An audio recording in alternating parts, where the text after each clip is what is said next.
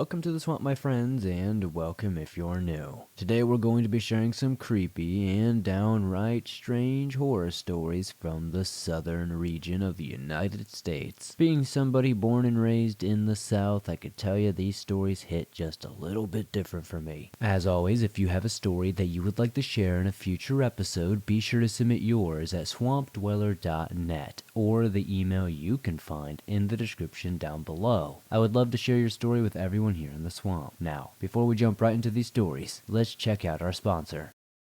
Are you ready to optimize your nutrition this year and hit those fitness goals, swamp folk? Because I am. I've been in the gym for a couple years now, feeling better than I ever have, been hitting those fitness goals, but I couldn't do it without the help of Factor. Factor has chef-made, gourmet meals that make eating, well, easy. They're dietitian approved and ready to heat and eat within just 2 minutes, so you can feel right and feel great no matter what life throws at you. Now, if your life and schedule is anything like mine and you're super busy, you don't have terribly much time to cook and make great meals for yourself. Factor arrives fresh and fully prepared, perfect for any active lifestyle or busy lifestyle. You can lose up to 8 pounds in 8 weeks with Factor Keto meals. It's been based on a randomized controlled clinical trial with Factor Keto, with 40 options across 8 dietary preferences on the menu each and every week. It's easy to pick meals tailored to your goals. You can choose from preferences like Calorie Smart, Protein Plus, or Keto. Factor can help you feel your best all day long with wholesome smoothies, breakfast, grab-and-go snacks, and more add-on. Reach your goals this year with ingredients you can trust and convenience that you can't beat. So what are you waiting for, swamp folk? Join me and many others today. Eat smart with Factor. Get started at factormeals.com/swamped50off and use code SWAMPED50off to get 50% off your first box plus free shipping. That's code SWAMPED50off at factormeals.com/swamped50off to get 50% off plus free shipping on your first box.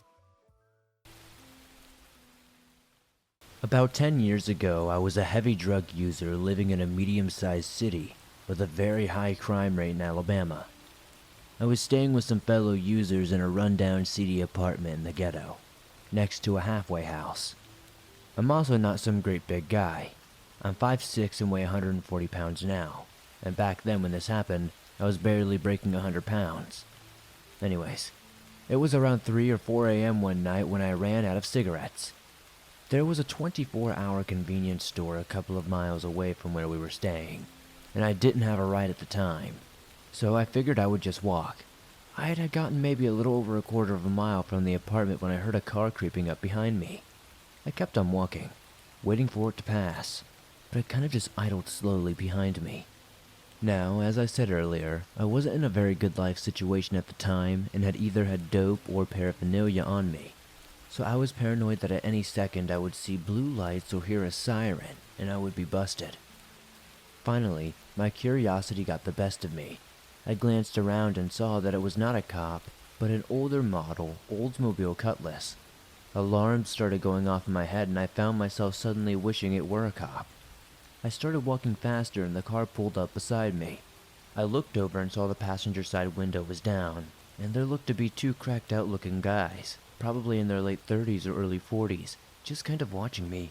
I was just about to take off running through someone's yard when I looked over and saw a flash coming from the passenger side window. At first I thought I had gotten shot, but then it occurred to me that it was the flash of a camera. Before I could process what had just happened, to my relief that car took off. My comfort was short-lived though. A little way up the road I saw that car had pulled up into a parking lot and parked facing me. I stopped in my tracks, looking at it and trying to decide what my next move should be. When I saw the car start to back out and head in my direction, across the road to my left, there was a cemetery surrounded by a wrought iron fence, which I first attempted to climb, but I couldn't make it over the sharp points at the top. So I jumped back down and ran across the road to an old abandoned field that used to be the local fairground. I had turned a corner before I jumped the chain link fence to get into the field, and fortunately the guy in the car didn't see which direction I went. I hunkered down in some tall grass and lay flat on my stomach for what seemed like forever, but was probably around a half an hour, just watching the car creep up and down the road. Eventually I quit seeing the car, and I assumed they had given up on me. So I got up and dusted myself off and called a friend to come pick me up. No way in hell was I going to risk running into them again. So my friend showed up and gave me a ride to the store. And on the way back, right past where the first car got behind me, I looked down this old driveway to an abandoned house, and sure enough, there was the Oldsmobile, just ominously sitting there.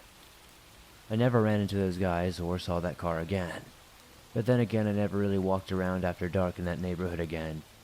I've racked my brain trying to figure out what their intention was and why they would take my picture, but I've never quite figured it out. If they hadn't been so cracked out looking, I would have considered they were just concerned citizens looking out for the neighborhood, since I too was extremely cracked out looking. But they were way too menacing for that to be the case, and if it was, why didn't they just call the cops? I'm also curious to see that photo, just as a reminder of how far down the gutter I was at the time, but not curious enough to seek those guys out. Anyways, thank you for sharing my story.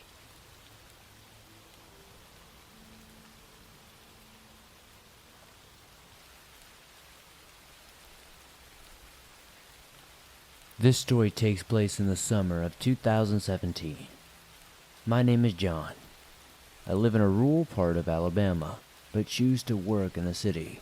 The drive is about 45 minutes or so depending on traffic. However, by the time I pick up my son from the sitter, get dinner, and get home, I've been in the car for about an hour and a half. My house is surrounded by trees and the neighbors are few and far between. It can get pretty lonely out here, but I enjoy the privacy. One evening I pulled into my driveway and noticed something odd. The doors on my storage shed were wide open. I told my son to sit in the car as I got out to investigate. I didn't see anything missing and closed the doors back. I know the wind had not blown them open because it had two latches that must be open to get in. The next day, I looked around and much to my dismay, 2 weed eaters along with a few other garden tools were missing. I know I should have contacted the police, but I knew there wasn't much they could do at that point. Throughout the week I had some time off and decided to tackle some yard work that I needed to get done, which included cutting down a medium-sized tree that had grown next to my house. Once I cut it down and took everything out, I had to move it to the edge of my property, just inside the woods. I planned on cutting it up another day. Fast forward to the next Friday, I left work at 7 p.m., picked up my son, and we arrived home at around 8:30 p.m. As I pulled into the driveway, my son and I noticed something laying across the driveway. It looked as if a tree branch had fallen across my driveway. As I drove up to it though, I thought to myself, there are no trees over my driveway. Once I looked down and really got close to it, my heart sank to the bottom of my stomach. It was the tree I had cut down the other day. I had put it clear on the other side of my property until I could cut it up. I recognized the marking from my chainsaw.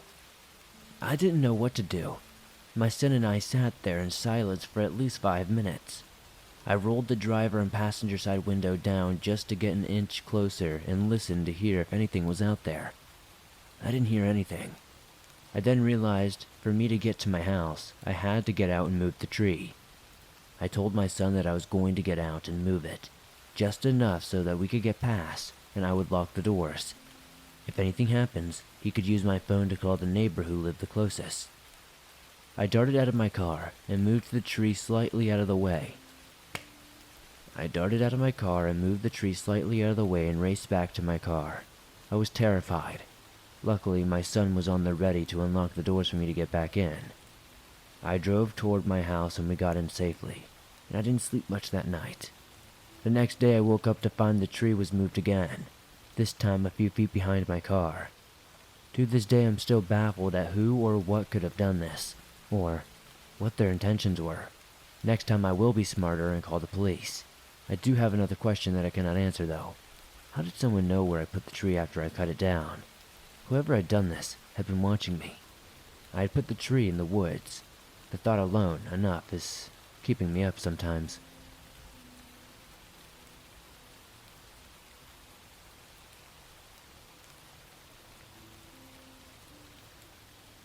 It has taken me a while to write up this personal experience for you, mostly due to just being busy with other things. Though I will admit it's also due to a bit of fear. Not that you would bother me about the story, but about invoking other things to come back into my life. While I won't give you the specific location details, I suspect that a little investigation would lead you to the location. I cannot stress this enough. Do not contact the current owners. Just don't. From shortly before I was born until sometime in the mid-90s, I think 92 or 93, my grandparents lived in a small town outside of Selma, Alabama. The town they lived in was rather well known, due to having several antebellum mansions in it. One such mansion was my grandparents' home. The property had been abandoned and largely forgotten by the time my grandparents had bought it in the 1970s, and my father spent much of his free time restoring the home. I cannot say specifically how long, but I know that it had been empty for at least a decade at the time of purchase. It took my dad and grandfather several years of working on their own to restore the home, as well as adding some new modern fixtures and other upgrades. My grandmother, for her part, filled the home with various antiques, most of which dated around the period of the home. Due to its age, the home was on the historical register, and would later, after they sold it, be turned into a bed and breakfast, though I don't think it is such now. Whatever the case, paranormal experiences seemed to happen weekly there, even during when my grandfather and father were restoring the home. Some stories I remember offhand were his seeing something white and see-through sweep across the front hall one night while they were working on the property. They made sure to double-check everything before locking up, but they never did find anything. He passed it off as the wind catching a painting drop cloth, though he would admit reluctantly there was no wind, and he had not started painting quite yet. My grandmother related hearing footsteps come halfway down the main staircase one day while she was on the hall phone, only to have those steps turn and go back up the stairs slowly. Doors would randomly lock and unlock themselves, various things getting moved around or just went missing in general, and there was an overbearing sense of just being watched in the home at all times, especially in one room at the corner at the top of the main staircase. That room, at the top of the stairs, was the center of the most activity, even though the last owner, an elderly woman, had died in another room. Personally, that room always bothered me. I always felt like something was watching me from it. Something was angry that didn't want me there. Only if the door was closed, could I walk past it. Otherwise, I would go out of my way to simply avoid being there at all. There were 2 staircases that led down the hallway and downstairs. My half-brother related a story from around when I was born, when he was checking the property for my dad one afternoon. While walking around outside it, he stated that he got the distinct feeling that he was being watched. Looking up at the darkened house, he saw the face of an old man staring back at him from a window. The window happened to be in the room which I had problems with. After the property sold, I spent a week at the bed and breakfast in 2000. I specifically told the owner to put me in any room other than the one at the top of the stairs, to which they stated they had quit renting it out anyway. The door was now permanently locked, from what they seemed to say. Apparently they had numerous people who, after renting that room out, would simply check out and leave. None would give a reason for their sudden departure. While I stayed there, I spent most of my time visiting people who I had kind of grown up with and such like that, though we had moved away when I was just a child. We did still go back on a regular basis. We saw some places in Selma, when my father had worked, and only returned to the house to sleep. One afternoon, maybe a day or so before I was set to leave, I sat down to dinner with the host and hostess. The conversation turned to my history with the home, and some of the strange experiences I had over the years.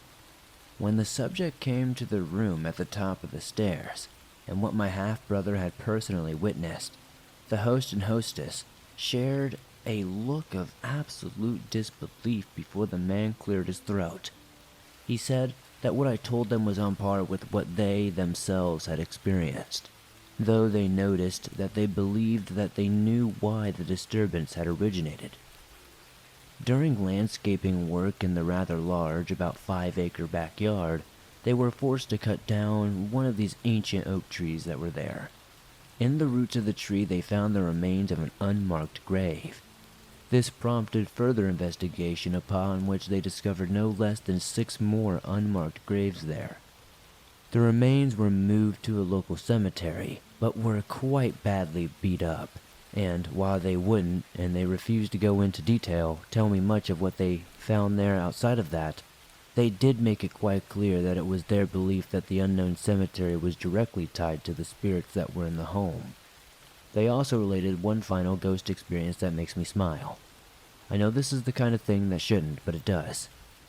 They note that the large barn which my grandfather built, it wasn't original to the property. It was apparently haunted. However, the ghost seems to just come and go on its own free will, and hasn't really done anything overly spooky.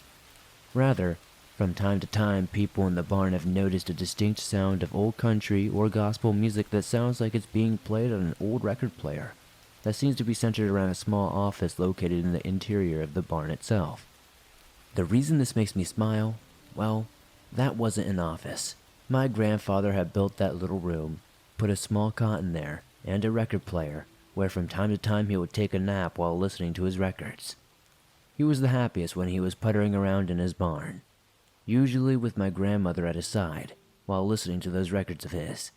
I can't help but feel that now that he has passed on, he went back to the old home he was happiest at. I guess it goes without saying he and my grandmother didn't want to sell the old home. Some of the family effectively forced that to happen, and, well, the fact that my grandfather and grandmother didn't live long enough after it sold makes me seriously feel the sale was directly tied to them dying in some manner. Now, as I said, as far as I know, the place is still very active on the haunting side. It is also a private residence now, so you might as well have a general idea of where the home is, but by no means you should not contact the current owners. I haven't done so since 2000 myself, and I do not know if it's still an Airbnb or not, and even if it is, I doubt the owners would want to become a ghost attraction. Anyways, thank you so much for sharing my story, and I hope you all enjoyed it.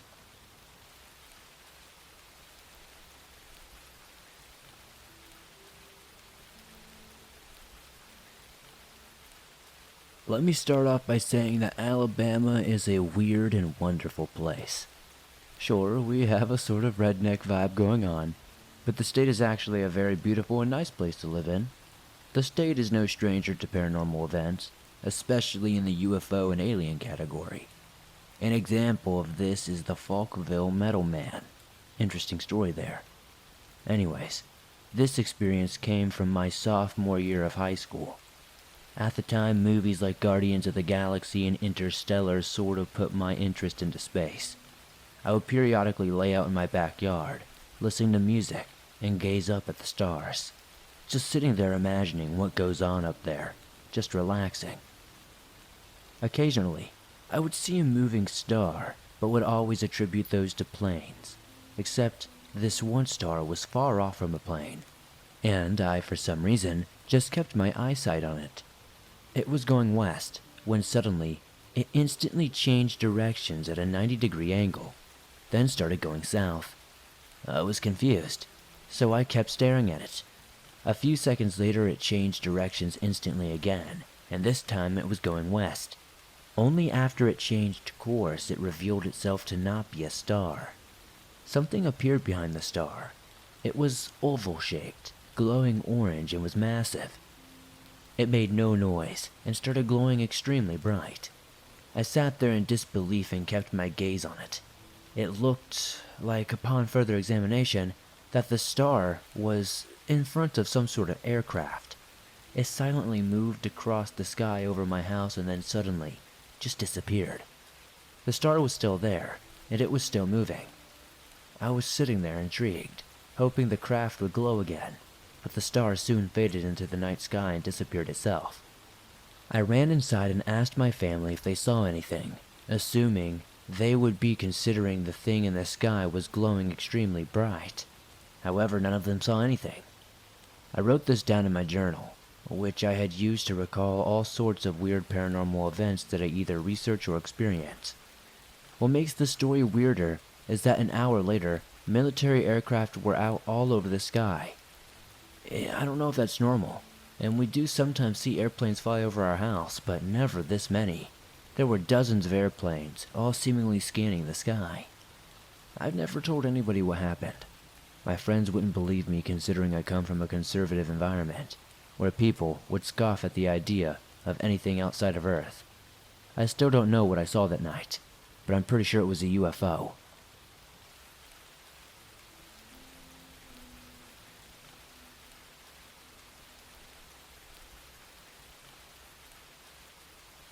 So some backstory. My grandparents live in an antebellum mansion in Alabama. We would travel there on a rather regular basis whenever my dad had vacation time or I was out of school. From time to time, my father and grandfather would head down to the back roads, or just various places, and just go for fun car rides. It was interesting and relaxing, and we just talked all kinds of random stuff while exploring these very rural areas. A couple of times we would go to the old Cahaba to wander around the abandoned city. In any case, on one such ride I remember we had turned down this one back road and were coming up on the railroad. I loved and still do love trains, so naturally I was hoping we would see one. As we approached the crossing, there was no train. The car bumped across the grade and started down the other side, when I noticed something on the left side of the car.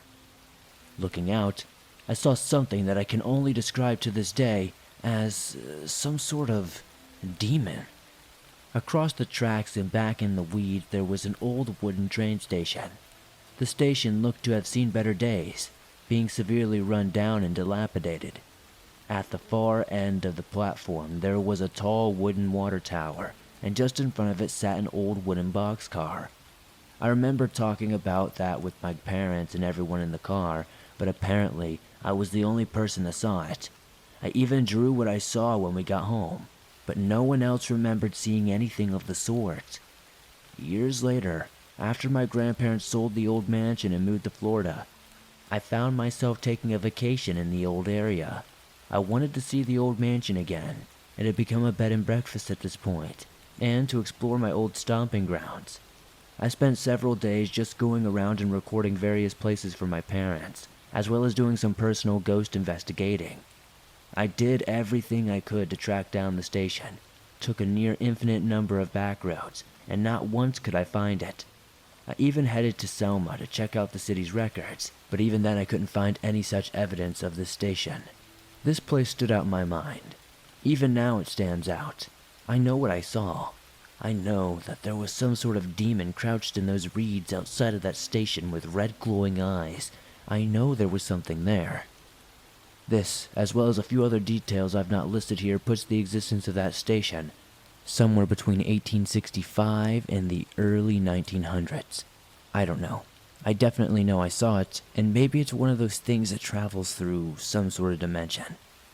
One thing I was able to see is that there was a train station demolished 30 years prior to me even being there, and what I don't understand is, how would I be able to see the ghost of some sort of building?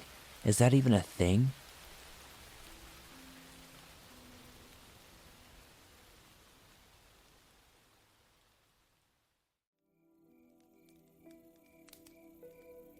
This is my first-hand story.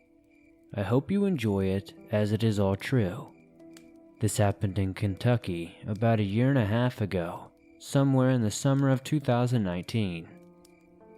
Back when my wife and I were foster parents, and we had a sibling group of children in our home. One typical week during the summer, one of the little boys screamed in fear in the night. We jumped up as fast as we could and ran to his room. We turned the light on, and we said, "What's going on, son?" He replied, "There was a man in my window. He was waving at me, but I didn't wave back." Knowing that this room backed up to my backyard, and that I had two big pit bulls in the back, I knew that there was no human intruder, because my dogs would have been more than alerted, as they were to every time the wind would blow, or even a falling leaf. They would tear up anything that moved, basically. Not thinking much of anything about it, because he was just a little 5-year-old boy, and it could easily have just been a bad dream, we told him to holler if he saw him again, or if he needed us, and that we would be right in the other room. We left the hallway light on and went back to our beds. Not much was mentioned of it again, until a couple of days later, when I'm sure I saw exactly what he could have been talking about. Although we were drinking and having a good time, no matter how many times I replayed this situation in my head, it just never seems to be discredited. I cannot make myself unsee it, and I cannot tell myself it did not happen, because it plain and simply did happen, and it was not just me who witnessed this. My wife and my friend who was visiting us from about an hour away saw the same thing as well. Just like anybody else in the summer, we enjoyed a few beers, listening to music, smoking, and overall just having a fun time. One typical warm summer Kentucky night, we had our friends over, and we were all enjoying a nice quiet evening. We cooked out earlier in the day and had a few beers. We were in our bedroom listening to music and standing around talking and enjoying each other's company. My wife stepped out of the room for a moment, leaving me and Selena left in the room talking and enjoying the music. I stand up from my bed and I look towards the window, which we had opened just a little bit with the screen down, but the blinds were up so we could see straight through to the outside, which was to the front of my house towards the street, in which I meant to mention I live in a neighborhood in a metro city, not a small town or anything. Just out of observance, I saw something that catches my eye and causes me to focus on the window just a bit harder. I noticed two figures.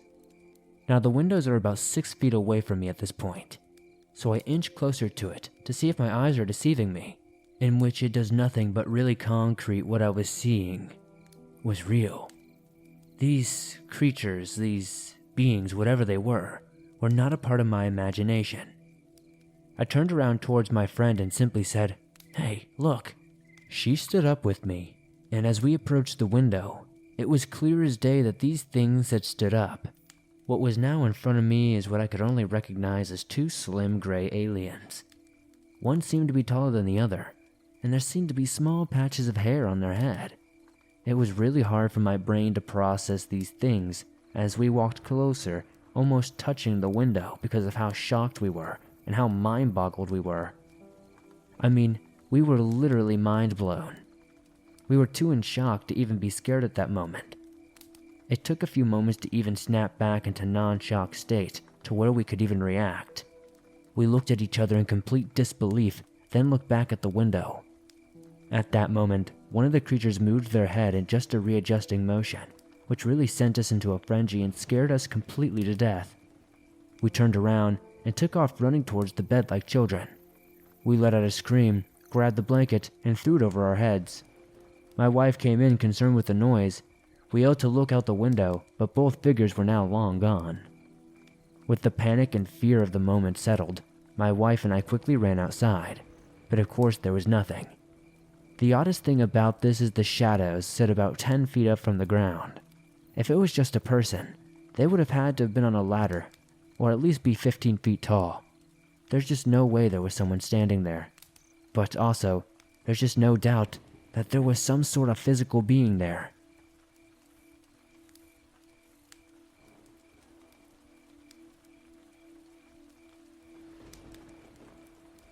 I am from West Virginia, and I moved all the way to Lexington, Kentucky for a girl.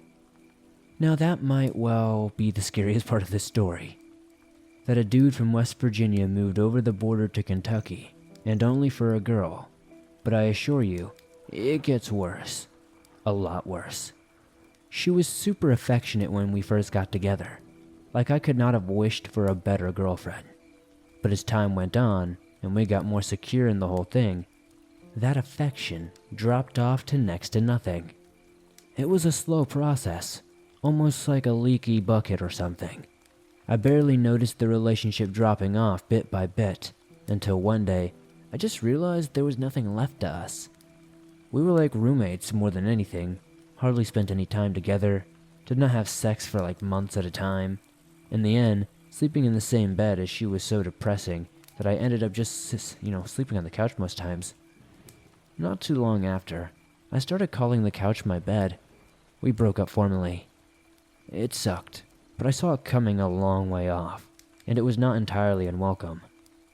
That is when I started talking to this girl on Reddit. Now, I should make it perfectly clear that I was never, ever unfaithful to my girlfriend.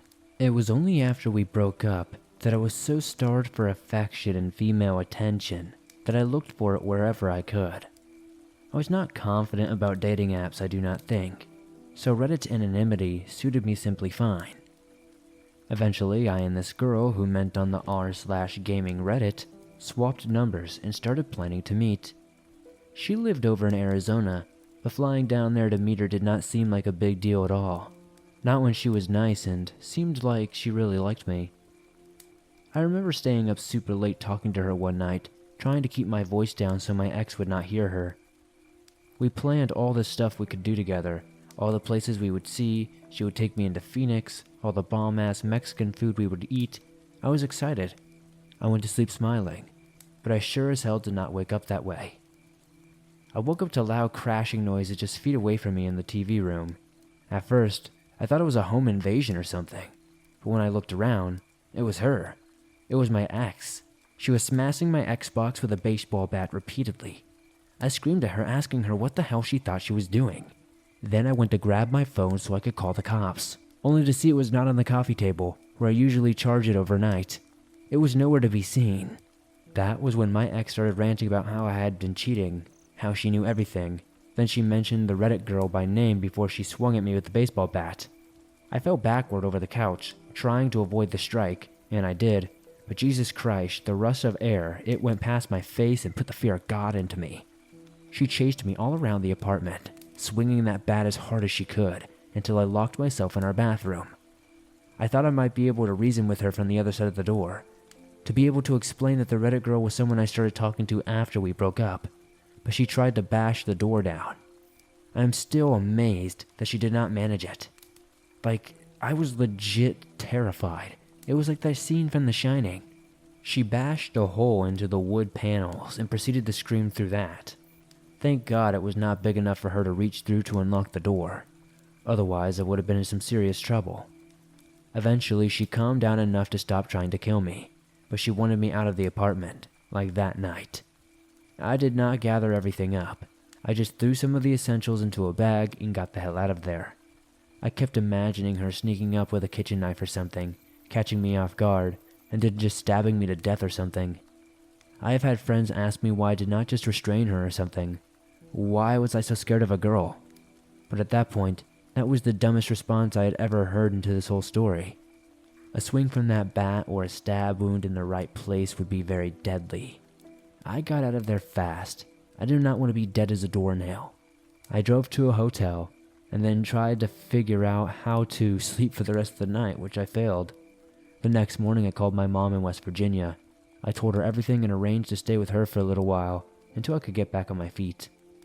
I would have gone back to that apartment to get the rest of my things if I did not think she would either smash me or burn me to death. Besides, I was just happier to be out of there at that point. And I will tell you another thing. I have never, ever been back to Kentucky since then.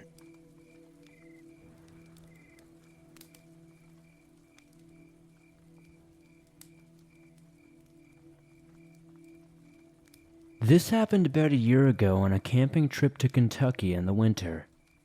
My girlfriend at the time and 3 of my buddies spent the long weekend doing some hiking and camping. We drove in on a Friday night around midnight and set up camp. There was almost no one else at this campsite besides a young couple a bit down the road from us and an older man down the road the other way. We unloaded the cars in the dark, got the headlamps out, and started setting up the tents. Suddenly, my girlfriend noticed that there was an extra person amongst us. It was the young woman from the couple at the campsite down the road. She looked really messed up.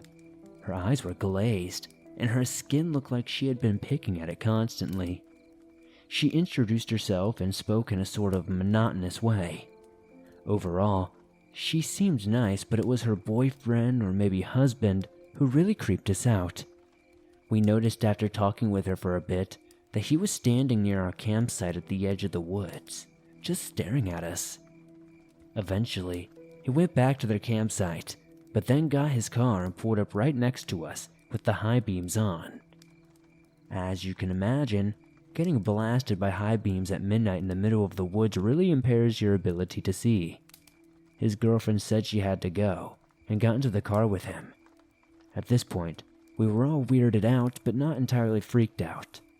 It was later in the night when things got scary.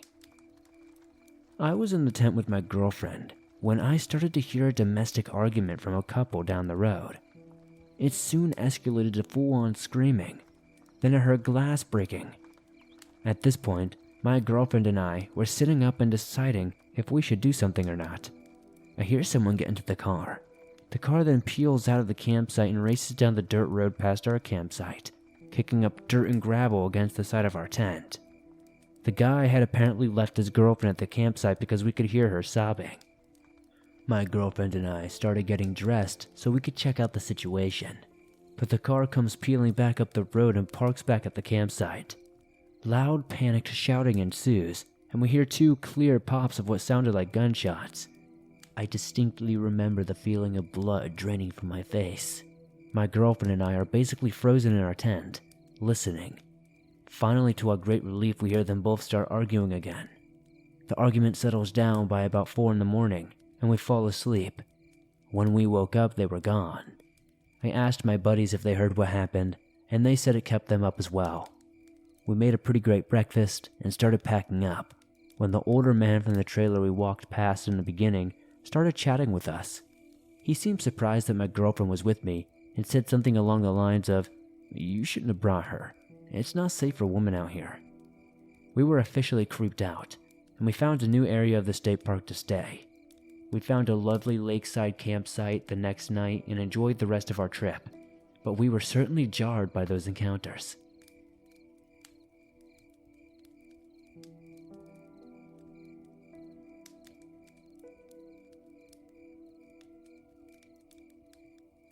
A couple of years ago, I and my pops decided to go on a road trip.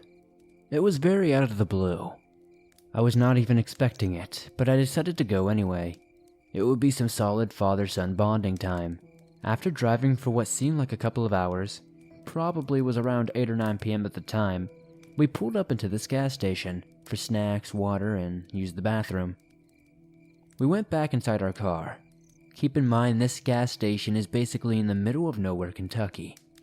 Anyways, we got back into our car and decided to look for a hotel, but there didn't seem to be any around, and I mean not even one anywhere near us. My dad was tired, and so was I, so we just decided to sleep in the car. We pulled up into this sort of rest stop area, parking lot type of deal, and decided to try to get some sleep. My dad fell fast asleep, but I was on my phone for a couple of hours. It was probably around 11 p.m. I just felt suffocated by the tense air and decided to step out for a bit. I felt safe because the gas station was fairly well lit, and in sight there was a couple of trucks that would occasionally drive by, so I felt at ease. At the time, I was also texting my friend who lives in Seattle, Washington. We were on the phone for a little bit. Then I saw what looked like a large cornfield. I had never actually seen a cornfield in real life at that point, so I decided to cross the road and get a closer look. And that is what I did. I walked extremely close and started feeling like I was being watched. But again, I just thought, well, you're literally outside in the dark standing next to a tall cornfield. Of course you're feeling this way. So I brushed it off. I even considered going in, but then I thought, why would I even do that? So anyway, I just decided to step back, and then I noticed what looked like a barn. A large white barn with red, maybe black strips. It was kind of hard to tell in the dark. But what I could tell you for sure, that it was definitely a barn. I was stupid and young, and this happened maybe when I was 14 or 15. So out of curiosity, I decided just to check it out. The barn was next to the cornfield, sort of tucked in a little bit. I literally thought, I wish I could see something that would freak me out, as a joke because I never really thought anything would happen, and I love being scared.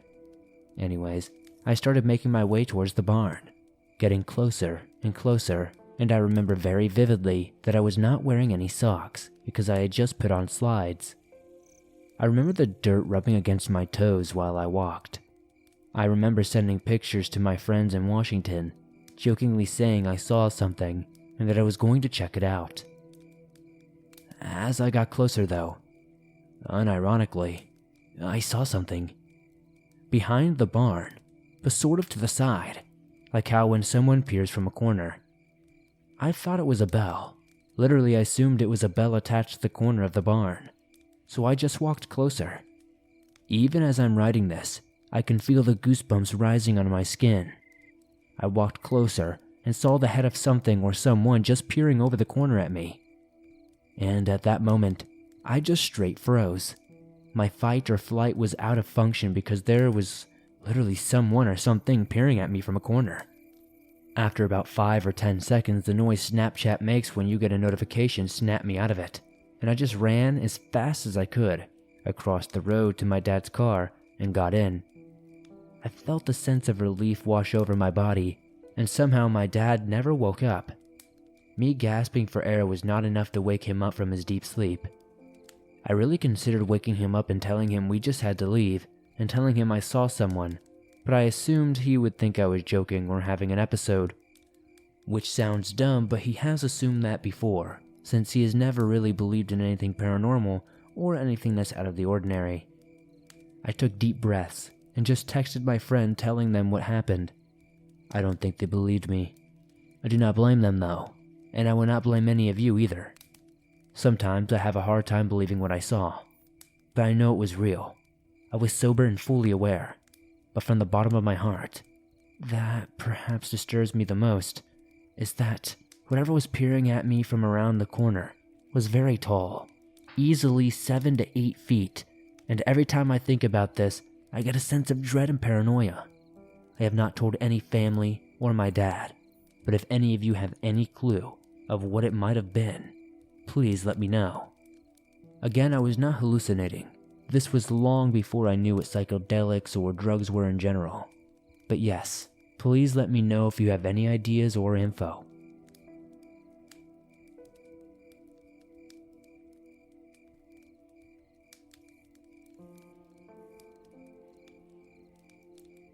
So this was one of the creepiest and angriest moments of my entire life.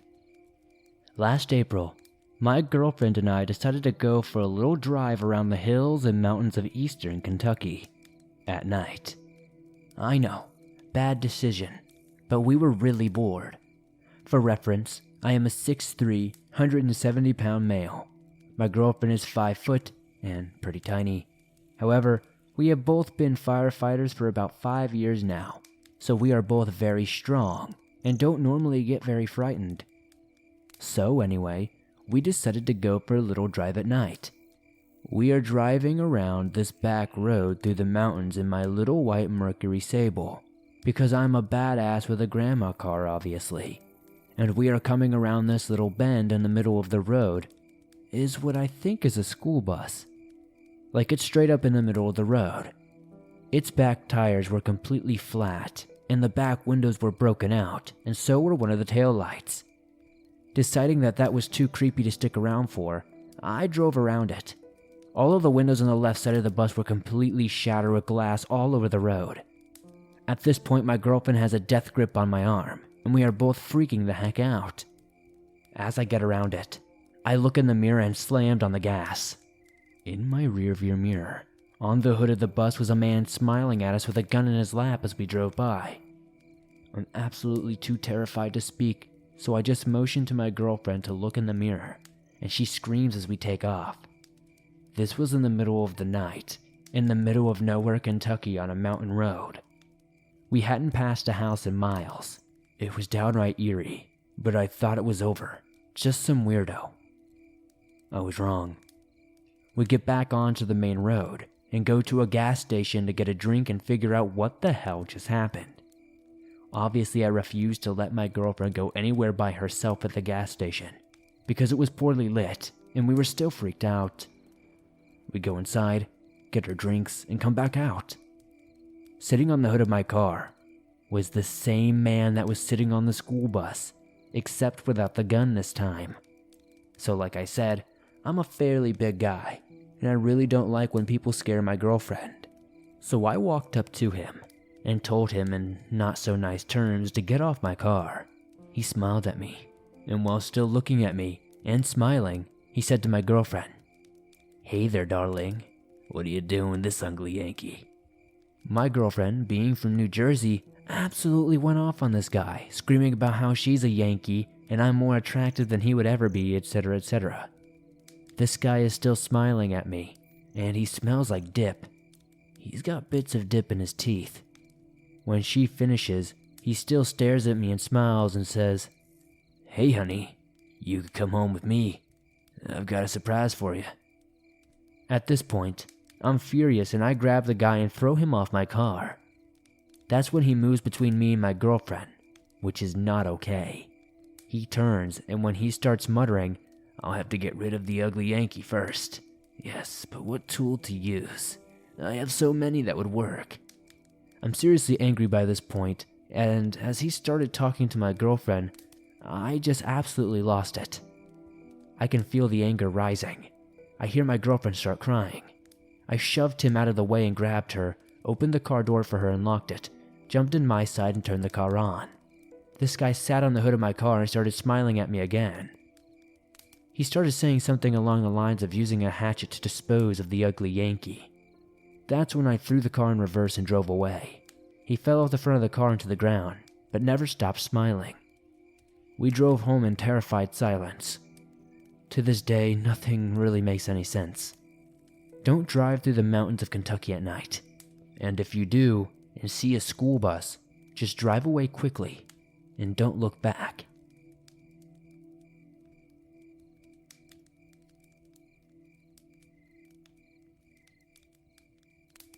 The story I'm about to share with you is the main reason I will never enter a cave or explore one for the rest of my life, and why I will never, ever leave the house without telling someone where I'm going first.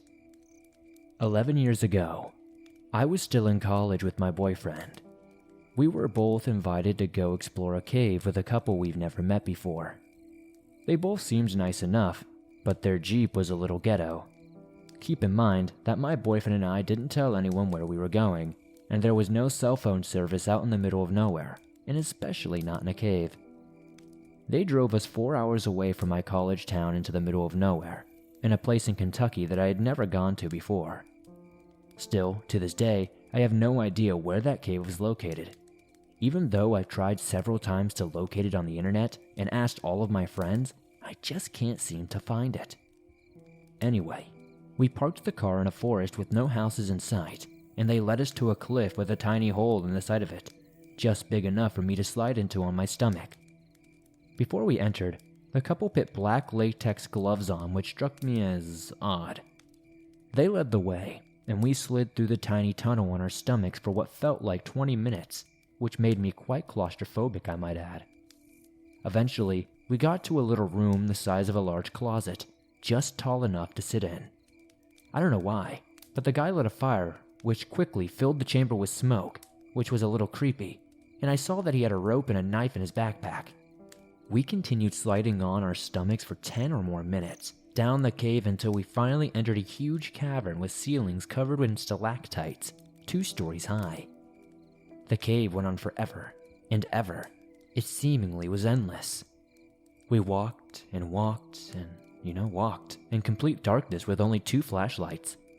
To my horror, I realized that the guy was holding a rock and kept looking back at me, and the girl was carrying a knife. At one point, the couple had made my boyfriend and I lead the way, and we almost thought we were about to be pushed into a deep hole. When I threw a rock into it, it felt like it fell forever. I heard it hit the bottom far, far below. I looked back to see the 2 strangers whispering to each other. The girl said, "Should we do it now?" They look up and see that I'm watching them, and I see the man look to the girl and shake his head. Were they planning something bad? So we head down another path. By this time, we've been lost for hours, but we finally find spray paint arrows pointing the way to a place that says, "Exit." But after a while, we realize that these Arrows were probably made by some pranksters who put the arrows everywhere just to make people lost. Finally, I'm the first one to see twilight at the end of a large tunnel, and we make it outside into the real world. I'll never go anywhere with strangers. I'll never go back into a cave, and I'll never go anywhere without telling someone where I'm going.